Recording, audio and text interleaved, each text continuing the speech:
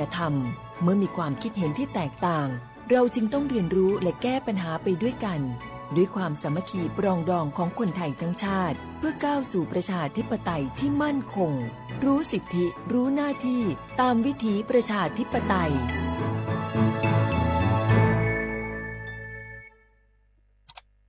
อ้าวแชร์เข้าไปบะอ่านเลยกะแก้วกับผมก็ดูอยู่นี่นะเจ้นี่มันก็เป็นโลโก้ของหน่วยงานราชการนะนี่เข้าไปตรวจสอบเป็นยังว่ามาจากหน่วยงานรัฐแต่ก็ระวังก็เป็นเหยื่อเข้าปลอมเนอะเอาจะนั่นเลยก็นี่ใจถ้าบัตรตรวจสอบให้ชัดเจนนะแต่ที่จะได้ประโยชน์กลับส่งผลกระทบสมัยนี่มันหลอกกันง่ายนะหลอกเรื่องการทับซิทนั่นนี่โน่นเพื่อให้เขาไปกรอกข้อมูลส่วนบุคคลแล้วก็เอาข้อมูลเหล่านั้นเนี่ยไปทำธุรกรรมต่างๆหรือแม้แต่หลอกให้คลิกลิงก์สารพัดที่มันจะทำนี่นะถ้าอันเขาจะเนี่ยจะได้ดีนี่เจนี่อย่างแรกเนี่ยต้องตรวจสอบข้อมูลให้ชัดเจนจากหน่วยงานรัฐเหี่ยก่อนข้อ2ต้องมันติดตามข่าวสารเพื่อหูเต่าตันและข้อ3ต้องมีสติไม่ได้เจืออย่างง่ายๆนะเพราะว่าพวกมิจฉาชีพมันจะใจความเจือความศรัทธาความโลภและก็ความกลัวมาหลอกคนทำให้หลายคนตกเป็นเหยื่อเฮาก็ต้องแบบเป็นส่วนหนึ่งในการตกเป็นเหยื่อหรือแชร์ข้อความอันเป็นเท็จบางอันเนี่ยเฮาก็จะมีความผิดใดอยู่ดิมว่าดีหาเหลืองติดคุกแล้วแก้วนี่นะขอโทษครับเจรู้เท่าทันป้องกันการตกเป็นเหยื่อจากแก๊งหลอกลวงปรารถนาดีจากสำนักงานประชาสัมพันธ์ที่3กรมประชาสัมพันธ์ค่ะฮัลโหลสวัสดีครับพี่น้องอายุอันนี้เดือขยาวโฆษณาไกกะกอสถานีวิทยุกระจายเสียงแห่งประเทศไทยจังหวัดเชียงใหม่พอปานเนบีเคฮอมอนาแอออนหลีญาเมเจสถานีวิทยุกระจายเสียงแห่งประเทศไทยเฮอนาอย่าซิมก้อนบีเอดูอย่าล้อนแต่ช่วงหางละหาเชลกับปอจาการเนอดูพ่ออีสอนนี่กามาเล่าเนกามองขากา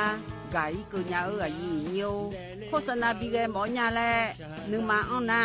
นากาไงเหลียวแน่ไงชนยังง่ายีเนียวนากาสัมโบนาขอนี่จำยองาซุงมีสีโกจำยอโกแย่และงาเดใจที่โบนาขอนี่จำยอเวนี่มีโกแย่งาสีเวและงายีเนียวมาเจอเกญา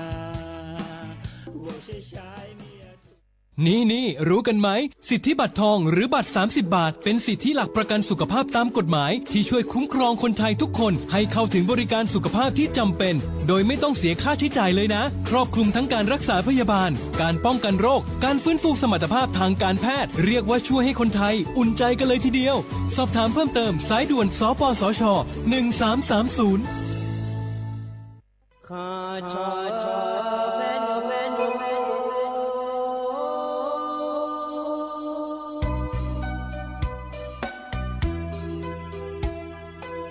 你照顾灵啊，到我土呀卡不，让你怎么灵啊，到我朝呀卡不，错怕马西早茶路那一个，什么个那马西过来呀一个，不努马西。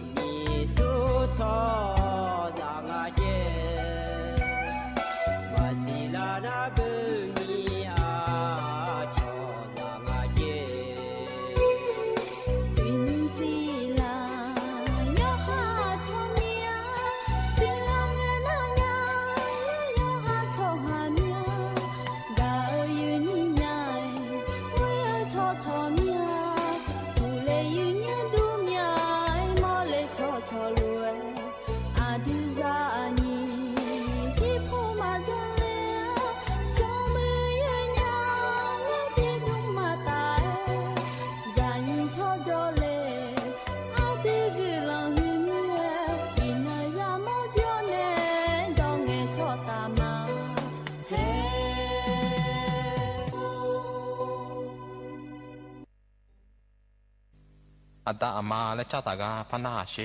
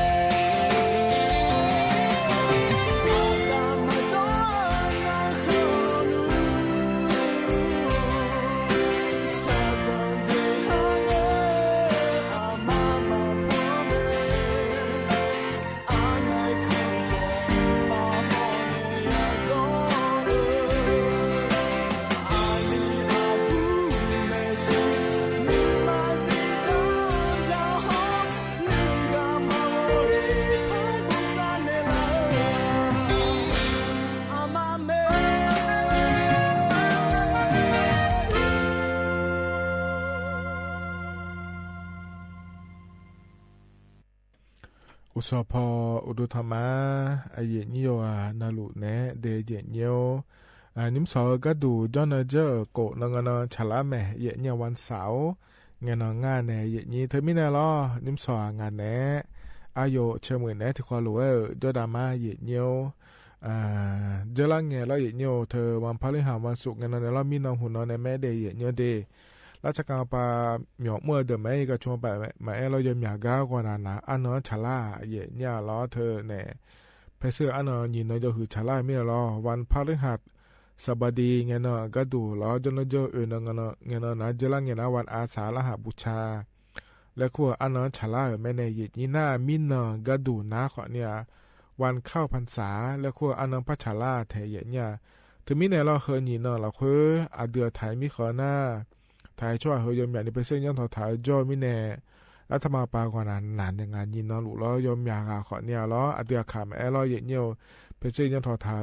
ยมอยากโยกานาหลุอะไรก็งั้นเลยนี้โยคืออันนั้นหัวล้อฉลาหรือว่า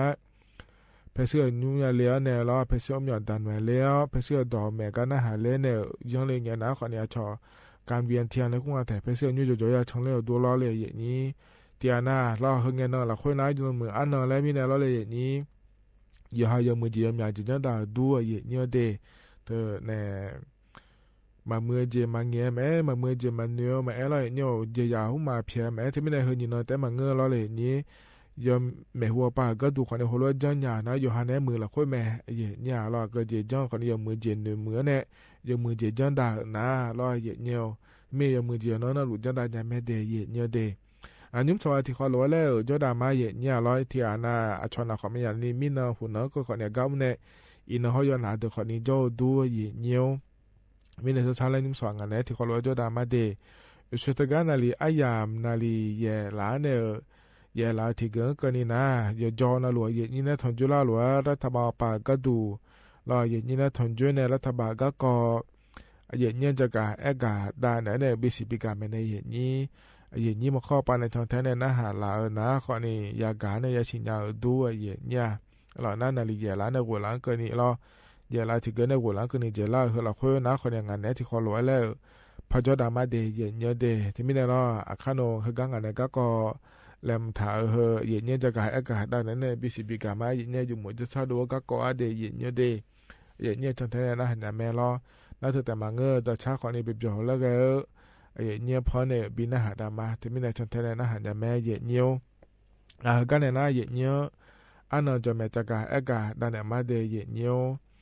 อันยิ้มสาวกาเยนี่นะทอนเจอล้ออเดียขาอันนั้นน้ำมังที่นอนฉลาง่ายเดเยเนียวเดบาลาสีนะสีอาขวดนะเซติขวดเดไทยอันนั้นนะอินาวันสาวและแม่เยเนี่ยอันนั้นเช่นนี้บาลาสีนะกรกฎาคมและขั้วเสียเยเนี่ยอาขวดนั้นนี่พังอายาโกเชียเดเยเนียวเฮลอยอย่าปนอารมณ์ทนจุรังเงล่ามาเงี้ยนะอเดียอาขาอันนั้นเขาในไทยอันนั้นยอนนาหลวเยเนียวจะกาเอกาได้ในในบิสิบิกามาเดเยเนียวเดงั้นก็กอเลมทาเฮมันจะกาได้ในมีนายล้อต่อชาติบิมเล่พนาหาดามาเยเนียว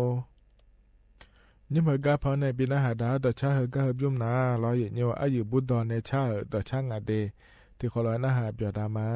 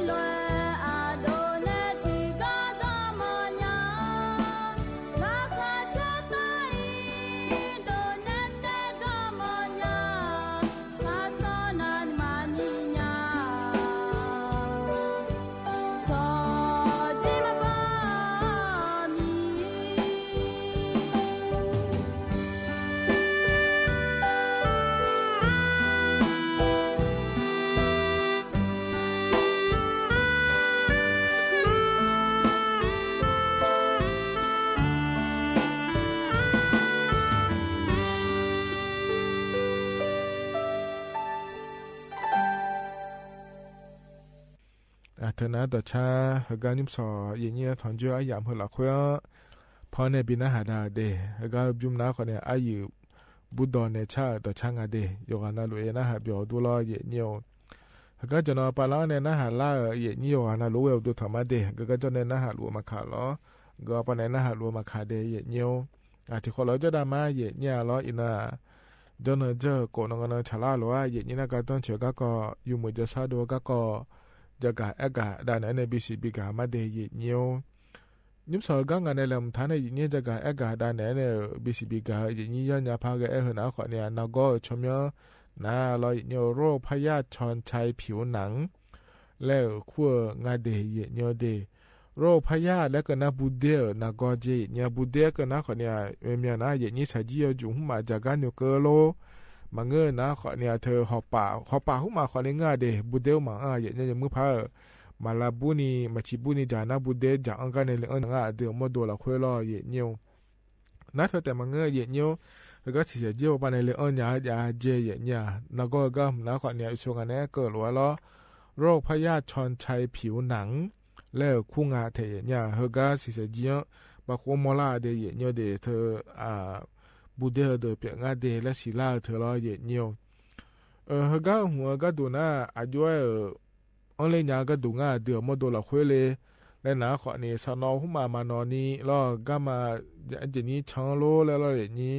ยาหมูมารอเจียจ่าหุ่มมาจากก็มารอมิฉาเงก็ชังโลเฮก็เดือรอน่าเธอมิฉาเจแล้วอีจูหุ่มมาเจ้าน่ะอากาโลแล้วชังเธอมาเจบูเดเดมาดูอะไรอย่างเงี้ยเดเยเนี่ยเดเธอมีเนี่ยเยเนี่ยเธอก็มาช้อนแต่มาเงือกเทียน่ะดอนเนื้อรอยเยเนี่ยดอนเนื้อเธอเดอีจูอาเจอานะกาโลแล้วเจียจ่าหุ่มมาจากกาโลแล้วทลวนึงเอียเธอเยเนี่ยเธอต้องปานในคนนี้แล้วอย่างเงี้ยเดเยเนี่ยเดบูเดเธอก็เธอเดล้อเธอมีเนี่ยคนรู้ก็ยังจังอ่ะแล้วเนี่ยไปอีโดน่ะรอยเยเนี่ยสนอยานอรอยงั้นเงือกฐานเนื้อเดแล้วตัวก็ง่ายเทเยเนี่ยนั่นนะก็คือจีเปล่าบุเดอเดมาดงอะไรนะเดี๋ยวก็ดูอะไรแล้วนะขอเนี่ยเธอสิเสียจีปาล้อบะโคปาแล้วสิลางาเยเนี่ยมาดูเราเนี่ยเธออยู่นี่แล้วก็รู้มันก็น่าจะก่อยก็เราแล้วด้วยชนิดมาชนิดก็รู้แล้วชนเนี่ยอยู่นี่แล้วเปล่าเขาแล้วมอลารู้เขารู้สิลาเดี๋ยวเครื่องมาอาหลังมามาดูมาเดยเนี่ยเดที่กันนะแล้วผู้ร้านเนี่ยนี่แล้วเปล่ารู้ที่อันไหนส่งอันนั้นก็แล้วแล้วจะค่อยช้อนเรื่องนี้สิลาเธอแล้วล่ะเพราะว่าก็ยามอนะขอเนี่ยบุเดเปียงอะไรจะไม่อยากเขาทางเธออีกเนี่ยเดบุเดเธออันนี้จริงเดี๋ยวแล้วนักคุยแต่มาเงออายุพัดเยอะจะเลยอย่างนี้อายุพัดเยอะจะอย่างนี้แล้วอย่าเปียงอันนี้จริงๆไม่ได้รออย่างนี้ถึงมีเนี่ยเราเฮก็เฮบุเดเปียงจริงเดี๋ยวแล้วเฮก็เนี่ยสิลางเธออย่างนี้ไอ้ขอเนี่ยหมอดูก็เดี๋ยวมือพาจดเช็คหออินเนี่ยมันก็น่ามาสิลาเดที่ปัวน่าแล้วหมอดูก็หมออินเนี่ยจะไม่บีหออินเดย์เนี่ยเดที่อันน่ะแล้วเนี่ยบาบุเดเดสับปอมาเลยอันก็น่ะแล้วสับปอก็เนี่ยเดล่าเจเนี่ยถึงก็ของแบบแล้วอย่าลองแล้วก็แล้วโลสับก็เงี้ยสับโลแล้วโลเขารู้ว่าก็นี่เป็นเนี่ยเจเนี่ยเดน่าบุเดก็เดล่าเสียหัวน่ะแล้วเนี่ยบิเสียหัวน่ะก็เนี่ยถึงก็จะหายจ่างานในอย่างนี้เดี๋ยวก็จ่าเธอนะคนนี้มันเนี่ยรู้จ่าอย่างเงี้ยเดี๋ยวก็ที่เจียนะคนเนี่ยที่โปรเตจ่าเนี่ยคนนี้ก็เนี่ยโลมันก็น่าที่เจียนะสุมนะอย่าจ่าเจโลแล้วคนนี้จ่างาเธออย่างเงี้ยล้อเธอมีเนี่ยอย่างเงี้ยล้อมือผมนะคนเนี่ยส่วนอันนี้ก็ล้อหังก็อีเงี้ยล้ออีโดเงี้ยล้อยุ่มเนี่ยอีโดนะล้อสานอเธอหนอเดแล้วก็เธอหานึกหมอกก็ทันนึกเดเจียจ่าหุ่มมาจากการมาเจียพยายามเจียงาเดแล้วงาเธอเนียวน่าเธอแต่มาเงือรอเนียวอันยุบยาถ่ายพยาได้เธอนะขอเนี่ยรอจากาบุเดลจากาจ่าเธอนะจากาอันดูอยู่กันนะลูกอันแม่เนี่ยอย่างนี้เธอมีเนี่ยรอบาลาโกเสียงที่โปโลและจ่ายมืองาเดและธุรกิจงาเธอเนี่ยรอนาเทียนารอเนียวเธอเนี่ยจีจ่าหุ่มมาชูนาเดเนียวเดอามีผู้มาอักคือผู้มาชนะบุเดเธอก็จะอยากเธอเดินบิจาก็ดูแลขอนิจาเธอเนี่ยหรอแล้วทมีเนี่ยหรอเธอก็อยากในชุดท่าเธอเดินขอเนี่ยบิจาเดแล้วงาเธอเนี่ยจิมิเนี่ยงาแล้วก็น่าเห็นจะไม่เจ๊งอ่ะอักคือเคงาลอยเนี่ยเคอีเฮบุเดคืออักคือเคละคุยเฮช่วยยามันหยอละก็พายอันนี้เคช่วยยามันหยอละก็พาย และงาเดเยเนียวเดที่ไม่ได้เฮนะขอเนี่ยฮะเยนี้โยกานาลุยย้อนยาผายและยุ่มและจะกะเอกาได้ไหนใน BCB กะและเดเยเนียวเฮกันเนี่ยนะรอเยเนียวอายามอาทิตย์เจล่าเฮรอเลยต่อชาติบิวแล้วบินอาหารแล้วเนี่ยรอเยเนียวอายามเจียนะก็เอียมาเดเยเนียวเดโยกานาลุยมุจะซาโดละคุยจดารอเยเนียวอาคานอจีนาลิวกว่าในเชลังกันในที่ยามและงานเนี่ยอายโยเชมือในพัฒนจุลามาเดก็อีมาเดอุดุธรรมา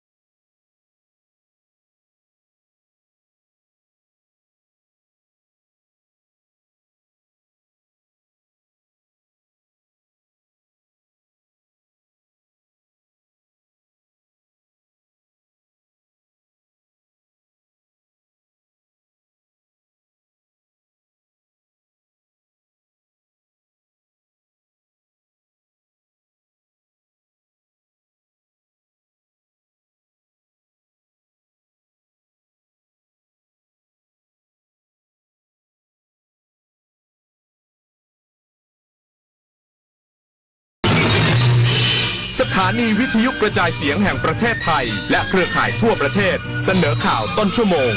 รู้เร็วรู้จริงเกาะติดทุกสถานการณ์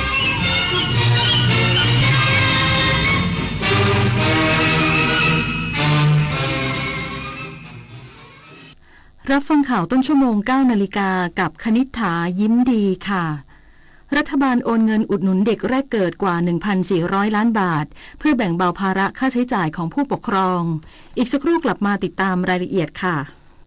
รู้ไหมว่าโรคพิษสุนัขบ้าติดต่อสู่คนได้และหากแสดงอาการแล้วไม่มีโอกาสรอดถูกสุนัขหรือแมวกัดข่วนหรือแม้แต่เลียบาดแผลอย่ารอช้ารีบล้างแผลด้วยน้ำและสบู่ให้สะอาดแล้วไปพบแพทย์ทันทีเพื่อรับวัคซีนป้องกันจำไว้วัคซีนช่วยชีวิตได้โรคพิษสุนัขบ้าป้องกันได้ถ้ารู้ทันและไม่ประมาทอย่าชะล่าใจถูกกัดถูกข่วนถูกเลียบาดแผลรีบฉีดวัคซีนทันทีคนไทยรักสุขภาพฟังทางนี้ขอเชิญร่วมออกกำลังกายสร้างสังคมสุขภาพดีกับโครงการแสงดำใจไทยทั้งชาติเดินวิ่งปั่นป้องกันอัมพาตครั้งที่ 11 เฉลิมพระเกียรติด้วยแนวคิดใหม่ออกกำลังกายเป็นนิสัยห่างไกลสโตรก No Stop No Stroke สมัครได้แล้ววันนี้ที่ wrb11.thai.run ถึง 31 สิงหาคม 2568 มาร่วมกันทำให้การออกกำลังกายเป็นส่วนหนึ่งในชีวิตประจำวันแล้วมาเดินวิ่งปั่นพร้อมกันทั่วประเทศ 2 พฤศจิกายนนี้อย่ามาห้ามต้องกู้อีกต้องแทงอีกเดิมพันไปเลยหมดหน้าตักน้อยผีพนันเข้าสิงต้องเจอไอเทมเด็ดแม่หมอยันรู้ทันเจ้ามือครั้งแรกติดใจครั้งต่อไปติดพนันล็อกผลให้แพ้ยิ่งเล่นยิ่งเสียข้าวสารเสกสติก่อนเงินเก็บหายก่อนความเชื่อใจจากครอบครัวหมดลบแอปลบเว็บพนันทิ้งทำกิจกรรมสร้างสรรค์หรือปรึกษาสายด่วนเลิกพนันโทร1323หยุดวงจรพนันออนไลน์ชีวิตคุณมีค่ามากกว่านั้นตอนนี้ปัญหาบุหรี่ไฟฟ้าเข้าถึงง่ายมากและมีรูปแบบที่ดึงดูดใจเด็กๆโดยเฉพาะสารเสพติดเป็นภัยต่อชีวิตบุหรี่ไฟฟ้ามีสารพิษอันตรายต่อสมองที่กำลังพัฒนาของเด็กและเยาวชนอนาคตประเทศชาติจะพัฒนาอย่างมีคุณภาพร่วมปกป้องเด็กและเยาวชนจากบุหรี่ไฟฟ้าคนไทยไม่เอาบุหรี่ไฟฟ้าคนไทยไม่เอาบุหรี่ไฟฟ้าคนไทยไม่เอาบุหรี่ไฟฟ้า รัฐบาลโอนเงินอุดหนุนเด็กแรกเกิดกว่า 1,400 ล้านบาทเพื่อแบ่งเบาภาระค่าใช้จ่ายของผู้ปกครองพร้อมเปิดลงทะเบียนผ่านแอปพลิเคชันและหน่วยงานภาครัฐทั่วประเทศนายจิรายุห่วงทรัพย์โฆษกประจำสำนักนายกรัฐมนตรีกล่าวในรายการเสียงจากใจไทยคู่ฟ้าว่ารัฐบาลให้ความสำคัญกับการสนับสนุนครอบครัวที่มีบุตรแรกเกิดอย่างต่อเนื่องโดยในเดือนกรกฎาคมนี้ได้มีการโอนเงินอุดหนุนเพื่อการเลี้ยงดูเด็กแรกเกิดเข้าบัญชีผู้มีสิทธิ์แล้วเป็นจำนวนกว่า 1,400 ล้านบาทซึ่งเงินอุดหนุนดังกล่าวอยู่ที่เดือนละ600บาทต่อคนเพื่อช่วยแบ่งเบาภาระค่าใช้จ่ายในช่วงต้นของการเลี้ยงดูบุตรสำหรับผู้ที่ยังไม่ได้ลงทะเบียนสามารถดำเนินการได้ผ่านทางแอปพลิเคชันเงินเด็กและทางรัฐเพื่อความสะดวกและรวดเร็วในการเข้าถึงสิทธิ์นอกจากนี้หากผู้ปกครองทำงานอยู่ในกรุงเทพมหานครแต่มีทะเบียนบ้านอยู่ต่างจังหวัดไม่จำเป็นต้องเดินทางกลับไปยังภูมิลำเนาและสามารถลงทะเบียนได้ที่สำนักงานเขตในกรุงเทพมหานครทั้ง50เขตส่วนผู้ที่อาศัยอยู่ในเมืองพัทยาสามารถติดต่อที่ศาลาว่าการเมืองพัทยาและในส่วนภูมิภาคสามารถลงทะเบียนได้ที่องค์การบริหารส่วนตำบลหรืออบต.หรือเทศบาลใกล้บ้านปุริพัฒน์สอนการรายงานกรมการค้าภายในขับเคลื่อนมาตรการบริหารจัดการมังคุดและลำไยมุ่งกระจายผลผลิตไปยังห้างค้าส่งค้าปลีกและเปิดจุดรับซื้อเพื่อรักษาเสถียรภาพราคาผลผลิตช่วยเหลือเกษตรกรให้มีรายได้เพิ่มขึ้นนายกรณิต โนนจุ้ยรองอธิบดีกรมการค้าภายในกล่าวว่าปีนี้ผลไม้ไทยมีผลผลิตมากกว่าปีที่ผ่านมาทั้งภาคตะวันออกและภาคใต้เนื่องจากสภาพอากาศที่เอื้ออำนวยโดยเฉพาะมังคุดทำให้ภาพรวมผลผลิตมังคุดมีประมาณ 370,000 ตันเพิ่มขึ้นจากปีที่แล้ว22%ที่ผ่านมากรมการค้าภายในมีแผนและมาตรการรองรับผลผลิตแต่เนื่องจากสภาพอากาศเมื่อสัปดาห์ที่ผ่านมาทำให้ผลผลิตมังคุดสุกพร้อมกันทั้งต้นจากที่คาดการออกร้อยละ 15-20 เพิ่มเป็นร้อยละ 50จึงจำเป็นต้องปรับแผนซึ่งนายจตุพรบุรุษพัฒน์รัฐมนตรีว่าการกระทรวงพาณิชย์สั่งการกรมการค้าภายในเร่งให้ห้างค้าส่งค้าปลีกรับซื้อมังคุด 2,000 ตันพร้อมร่วมมือกับสำนักงานพาณิชย์จังหวัดเปิดจุดรับซื้อผลผลิตตลอดจนนำกลไกธงฟ้ามารับซื้อผลผลิตจากผู้ประกอบการรายย่อยทำให้ไม่มีผลผลิตตกหล่นและราคาขยับขึ้นโดยมังคุดในกลุ่มประมูลเกรดมันราคาปรับเพิ่มอีก 26-28 บาทส่วนนอกกลุ่มประมูลเบอร์รวมราคาปรับ 13-14 บาทเป็นไปในทิศทางที่ดีกรมการค้าภายในจะติดตามราคาและมีมาตรการออกมาอย่างต่อเนื่องเพื่อช่วยเหลือเกษตรกรให้มีรายได้อย่างยั่งยืนนอกจากผลผลิตมังคุดแล้วในเดือนหน้าจะมีผลผลิตลำไยภาคเหนือกรมการค้าภายในได้เตรียมมาตรการต่างๆรองรับเช่นเดียวกันรวมทั้งส่งเสริมการรับซื้อลำไยลูกช่อให้ได้ในราคาสูงเพื่อเป็นแรงจูงใจให้เกษตรกรเก็บเกี่ยวลำไยช่อมากขึ้นส่วนลำไยที่ร่วงยังสามารถนำไปโรงงานอบแห้งได้รัฐมนตรีว่าการกระทรวงยุติธรรมจะลงพื้นที่จังหวัดชายแดนภาคใต้ในวันนี้ติดตามการแก้ปัญหาพืชใบกระท่อมพันตำรวจเอกทวีสอดส่องรัฐมนตรีว่าการกระทรวงยุติธรรมเตรียมเดินทางติดตามวาระพืชกระท่อม120วันในพื้นที่จังหวัดสงขลาปัตตานีและจังหวัดใกล้เคียงในวันนี้โดยในช่วงเช้าจะเดินทางไปยังตำบลควนอำเภอปะนาเระจังหวัดปัตตานีซึ่งเป็นพื้นที่ที่ถือว่ามีความเข้มแข็งขึ้นป้ายประกาศไม่เอากระท่อมจนทำให้ร้านค้าวางจำหน่ายตามถนนสาย42นราธิวาสปัตตานีพังขนำเลิกขายมาเป็นเวลาเกือบ1เดือนแล้วหลังผู้นำในพื้นที่ร่วมกันรณรงค์และสร้างความเข้าใจปฏิเสธพืชกระท่อมแปรรูปสำหรับภารกิจแรกพันตำรวจเอกทวีจะเดินทางไปยังวัดควนนอกเพื่อเข้ากราบนมัสการเจ้าคณะจังหวัดเจ้าอาวาสวัดควนนอกและร่วมกิจกรรมเวทีรวมพลังจิตอาสาเอาชนะยาเสพติดและการรณรงค์ไม่เอาน้ำกระท่อมของประชาชนจิตอาสาตำบลควนจังหวัดปัตตานีส่วนช่วงเที่ยงพันตำรวจเอกทวีจะเดินทางไปยังโรงแรมปาร์ควิวอำเภอเมืองจังหวัดปัตตานีเพื่อเข้าร่วมหารือการแก้ไขปัญหายาเสพติดและแก้ปัญหาหนี้ภาคประชาชนกับสมาชิกสภาผู้แทนราษฎรจังหวัดปัตตานีอัมรันแมหะสวทยะลารายงานจบข่าวคณิษฐายิ้มดีอ่านรับฟังข่าวครั้งต่อไปเวลา 10 นาฬิกาค่ะติดตามข่าวที่นำเสนอไปแล้วได้ที่ www.thainews.prd.go.th